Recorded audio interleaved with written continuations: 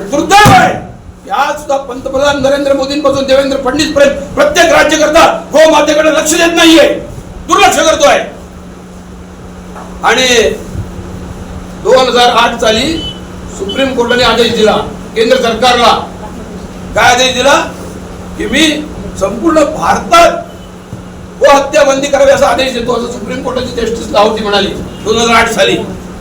2014 साली अच्छे दिन आले असं म्हणले, पण गोमातेसाठी अच्छे दिन का नाही आले?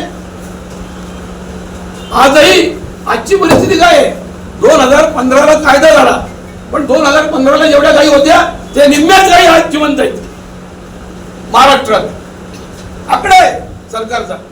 म्हणजे तुमच्या कायद्याला विचारतो कोण? या गोरक्षणाच्या कायद्यापासून एकाला आजपर्यंत शिक्षा झालेली नाही, एकही नाही. सिंगल व्यक्ती, सिंगल कसाही नाही, गो तस्कर नाही, याला शिक्षा झाली आहे. याच्यावरून पोलिसांच्या भ्रष्टाचाराचा कोणता पुरावा पाहिजे? देवेंद्र फडणवीसांनी आणि एकनाथ शिंदेंनी ताबडतोब स्टेटमेंट दिलं पाहिजे. या बकरीदला एकाही गायीची कत्तल होणार नाही, ही आमची अपेक्षा आहे.